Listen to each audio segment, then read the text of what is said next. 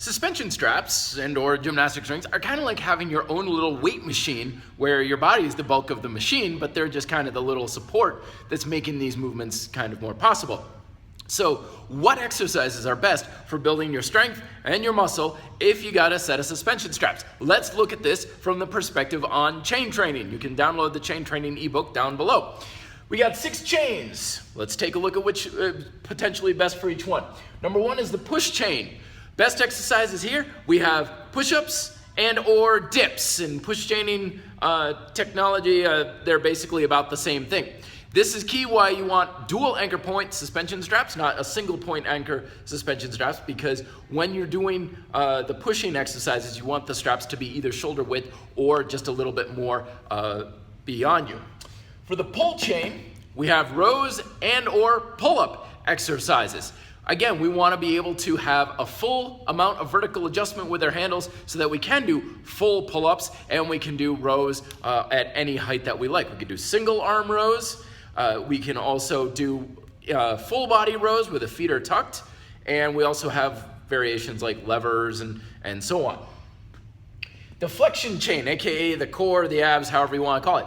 Stretch outs are by far my favorite suspension exercise for this one. Think of this as like the opposite of a deadlift. People get very focused on the arm and shoulder movement of this exercise, extending the arms out, but actually it's the hips that you want to be focused with.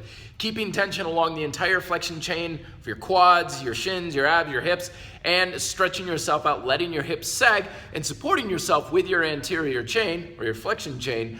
Don't go so far that you feel pressure in your lower back. Your extension chain, this one's a little bit tricky because usually floor-based bridging and so on is one of the best things to do.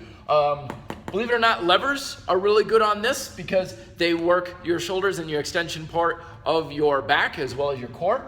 And for your hips and flexors, you also have hip extensions and bridges with your feet in the suspension straps, and hamstring curls, which is basically more of a dynamic bridge where you're flexing with your knees. For the squat chain, we got squats.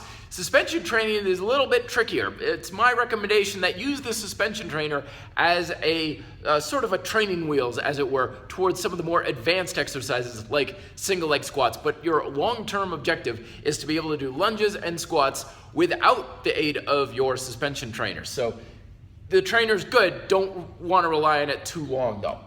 And then finally, the lateral chain are side planks, hand is on the ground, feet are in the suspension straps, and you can hold there. You can put your top foot in if you want to work a little bit more on the inner thigh, the bottom foot in if you want to work a little bit more on the outside hip, and you can stretch yourself out just kind of like how you did for the stretch outs on the flexion chain.